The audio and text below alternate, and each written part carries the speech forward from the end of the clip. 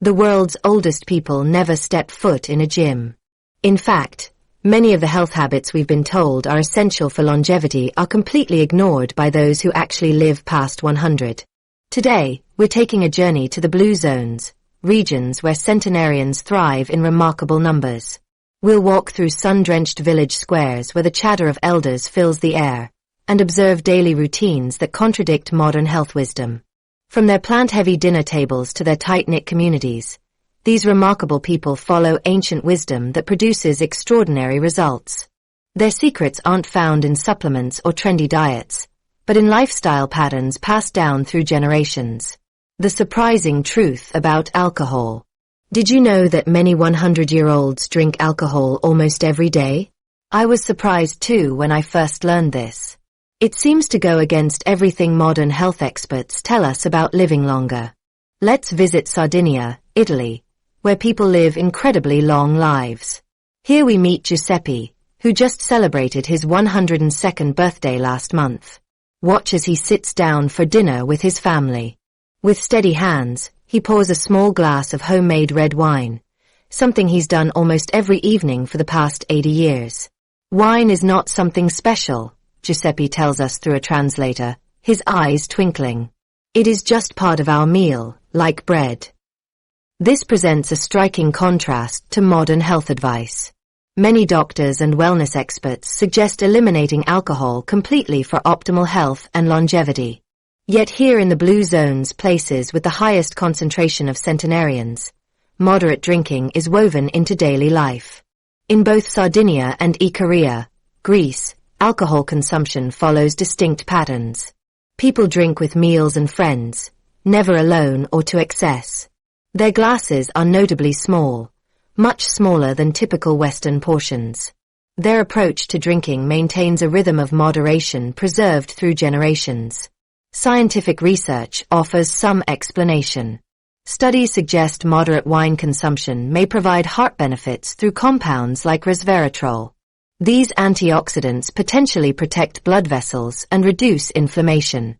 However, researchers increasingly recognize that the social context might matter more than the liquid itself.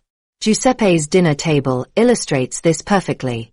3 generations gather around, laughter filling the warm kitchen as they share their daily stories. Giuseppe pours wine for his son and daughter-in-law while his grandchildren drink water. The food and conversation take center stage, with wine serving as one element in this meaningful family ritual. We never drink alone, Giuseppe's son explains. What would be the point? Wine is for sharing stories and making everyone relaxed. For Blue Zone residents, alcohol functions primarily as a vehicle for connection. The evening glass marks the transition from work to relaxation, creating space to slow down and engage with loved ones. This pattern emerges consistently across blue zones despite their geographic and cultural differences. Across the Mediterranean in Ikigai, Greece, 99-year-old Maria embodies this same tradition with her own unique touch. Each evening, she walks to her neighbor's home where several older adults gather to share locally made wine. They sit for hours in animated conversation, tiny glasses nursed slowly throughout their time together. Nobody drinks to feel different, Maria says. We drink to feel together. This distinction carries significant weight. In many Western societies, alcohol often serves as a tool to alter emotional states, to celebrate, relax, or escape difficult feelings. Blue Zone residents, however, integrate alcohol as a simple thread in their social fabric, bringing people together daily rather than treating it as medicine or escape. Their approach includes important boundaries. Consumption typically stays limited to 1 or 2 small glasses daily, always with food to slow alcohol absorption.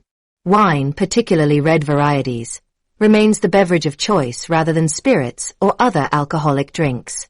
The centenarians' relationship with alcohol offers valuable insights. Their example demonstrates that moderate, social drinking can complement a healthy lifestyle when it reinforces community bonds. The critical element is the social context. Drinking occurs within connection, never in isolation. This doesn't suggest non-drinkers should start. Many healthy centenarians live long lives without alcohol. The deeper lesson may concern the power of daily rituals that consistently bring people together. As longevity researcher Dr. Emma Peterson explains, what we see in blue zones isn't about the alcohol itself. It's about creating daily moments of connection that reduce stress and build community. The wine is just the vehicle for that connection. The contrast with typical drinking habits in America and many other countries is striking. In Sardinia, drinking alone while watching television doesn't happen.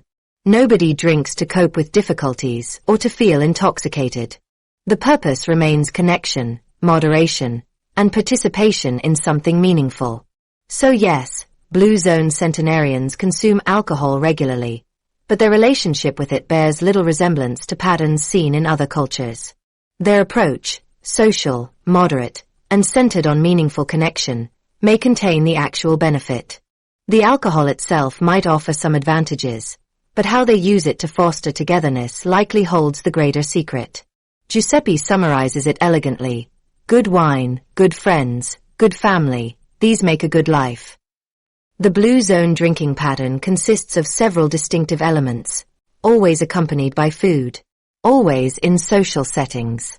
Small quantities, consumed slowly, primarily wine rather than spirits, integrated into daily life, focused on connection, not effects.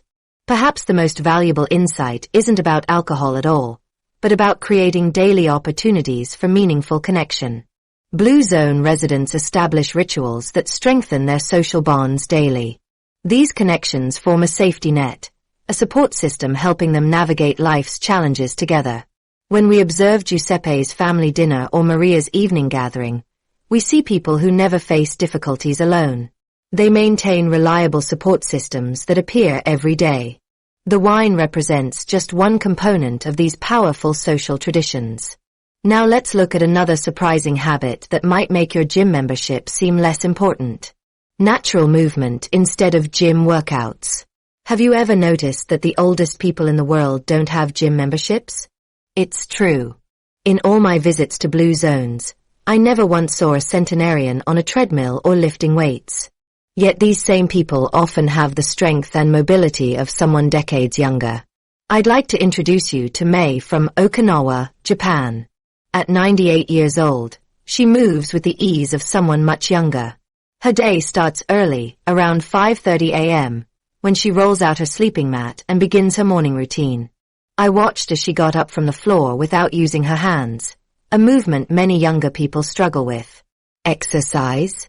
No, I don't exercise, Mei told me through a translator, looking confused at the question. I just live my normal life.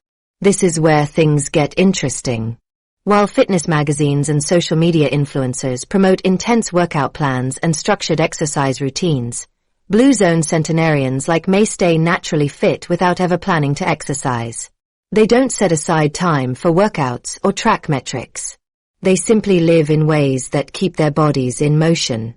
I followed Mei through her typical morning. She walked to her garden, about 400 steps from her house. There she performed a choreography of movements, bending to pull weeds, stretching to reach tall plants, squatting to inspect seedlings. Her movements flowed together like a slow, purposeful dance. She then carried a basket of vegetables home, washed them while standing, and prepared them for cooking. I get up and down from the floor at least 20 times every day, Mei explained. I sit on the floor to eat, to visit with friends, to rest, then I get up again. This simple habit maintains hip mobility, core strength, and balance, exercising dozens of muscles without feeling like exercise. Most Americans stop this practice as they age, contributing to declining mobility. After breakfast, Mei visited a friend half a mile away, carrying vegetables to share. Later, she walked to the market for fresh fish, returning with groceries in a cloth bag.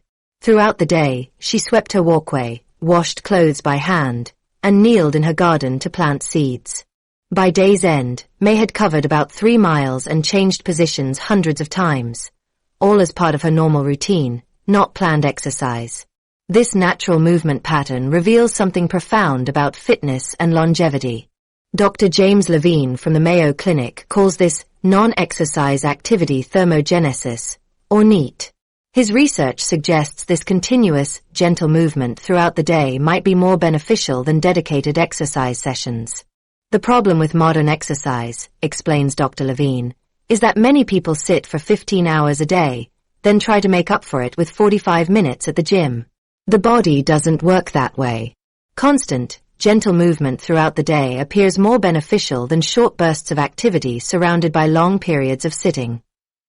This pattern appears consistently across blue zone communities.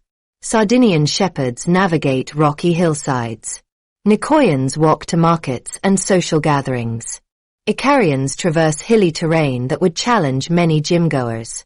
My daughter in the city has an exercise machine in her house, said 96-year-old Stomatis from Ikaria, laughing. She walks on it while staying in the same place.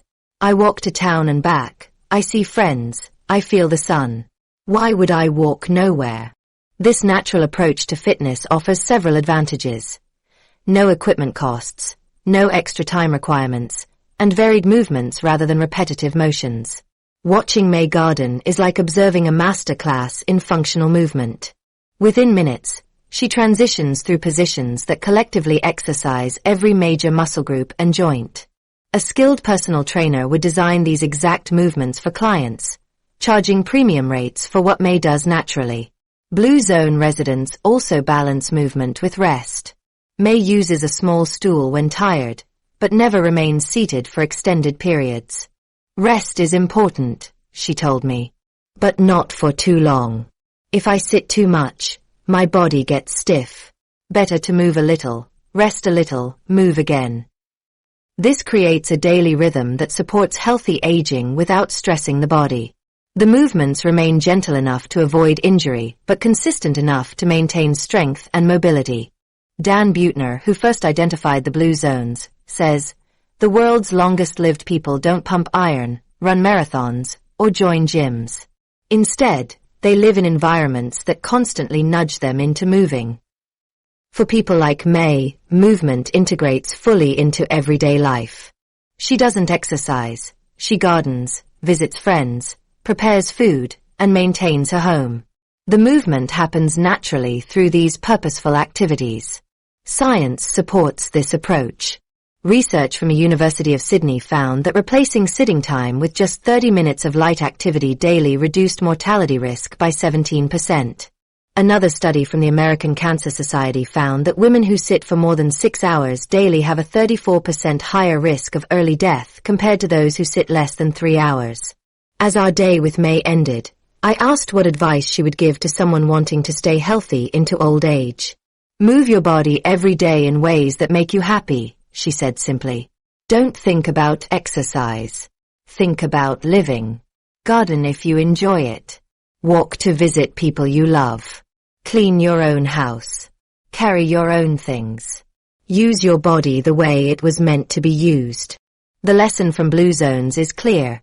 Consistent, gentle movement integrated throughout your day appears more effective for longevity than dedicated workout sessions followed by extended sitting.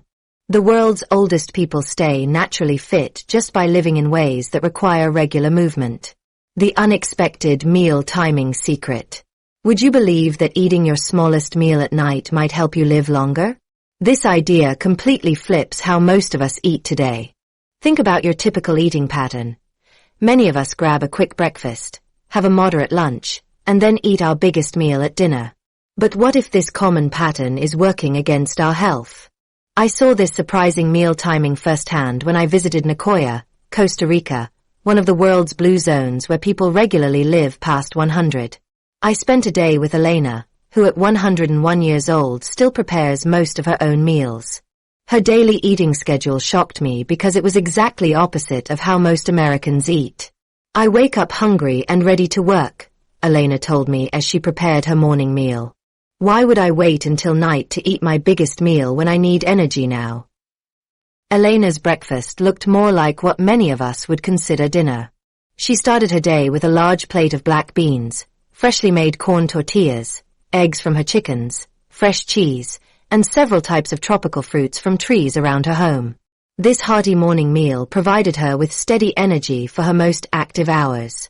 The kitchen filled with wonderful smells as Elena cooked.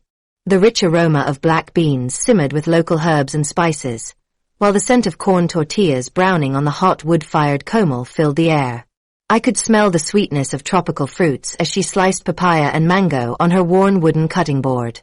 She moved confidently between her wood-burning stove and outdoor garden, where she picked fresh cilantro and mint, their fragrance releasing with each snip of her small garden shears. Her breakfast routine had remained essentially unchanged for almost 9 decades. This is how my grandmother ate, and her grandmother before her, Elena explained. We always eat our biggest meal in the morning. This is normal for us. By contrast, many Americans either skip breakfast or grab something quick and carbohydrate heavy. We tend to eat our largest meal in the evening when our day's activities are winding down, providing the most calories when our bodies need them least. Around 1 p.m., Elena prepared a moderate lunch. She sat on her porch with her daughter and grandson, eating a simple meal of vegetable soup, a small piece of fish, and more corn. Tortillas. The portion was noticeably smaller than her breakfast, but still substantial enough to provide energy for afternoon activities. Lunch is for family, Elena said. We talk, we rest a little, then we go back to our work with energy. This midday meal serves several purposes in Blue Zone communities. It provides sustained energy without causing the heaviness that comes with overeating. It happens with family members, supporting the important social connections that contribute to longevity. And it comes at a natural breaking point in the day, allowing for a short rest during the hottest hours. What surprised me most was Elena's dinner. Around 5:30 p.m., as the sun began to set, she prepared the smallest meal of her day. Her dinner consisted of just a small cup of herbal tea and a piece of fruit. Sometimes she might have a very small bowl of leftover soup from lunch, but never a full meal. Big food at night makes sleep bad, Elena explained simply. Why fill your stomach when you go to rest? The body needs to sleep, not work on digestion. Elena's simple explanation aligns with emerging research on meal timing. Our digestive systems process food most efficiently during daylight hours, as Dr. Satchin Panda's research on circadian rhythms shows. When we eat lightly in the evening, our bodies can focus on repair rather than digestion. I sleep like a baby, Elena told me. Many of my friends who are much younger have trouble sleeping. Maybe they should try eating less at night. Studies from the University of Pennsylvania confirm what Elena practices intuitively. Eating more calories at breakfast and fewer at dinner leads to better weight management and improved blood glucose levels, even when total daily calories remain the same. The pattern I observed with Elena matches what researchers have found across all blue zones. Emphasis on breakfast, moderate lunch often eaten with others, and very light dinner consumed at least 3 hours before bedtime. This pattern creates about 12 to 14 hours of overnight fasting, which activates beneficial cellular repair processes. This approach offers several potential longevity benefits. Better digestion. Our bodies produce more digestive enzymes during the day than at night, making morning and afternoon ideal times for larger meals. Elena rarely experiences digestive discomfort despite her age. Improved sleep quality. By eating lightly at night, the body isn't tasked with digestion during hours meant for rest. Elena enjoys deep, uninterrupted sleep that supports cellular repair and immune function. Weight management. Front-loading calories allows the body more time to use that energy rather than store it. Elena has maintained a healthy weight throughout her life without ever dieting. Alignment with circadian rhythms. Eating main meals when the sun is up keeps internal clocks properly synchronized, affecting everything from hormone release to cell repair. What's most remarkable is how this pattern remains consistent across different blue zone regions despite their cultural differences. From Japan to Greece to Costa Rica, centenarians follow similar meal timing, suggesting this might be a key factor in their exceptional longevity. The eating patterns of centenarians remind us that when we eat might be just as important as what we eat for long-term health. Their traditional wisdom, eating breakfast like a king, lunch like a prince, and dinner like a pauper, increasingly finds support in modern science. So which meal do centenarians eat the smallest, and why? Their lightest meal is consistently dinner, allowing better sleep quality and aligning food intake with the body's natural energy needs throughout the day. This simple shift away from heavy evening meals could be a powerful change for improving health. The family connection factor. What if your family relationships matter more for your lifespan than your cholesterol levels? When I visited the blue zones and met people who've lived past 100, I noticed something striking. Their family connections seemed just as important to their health as what they ate or how much they moved.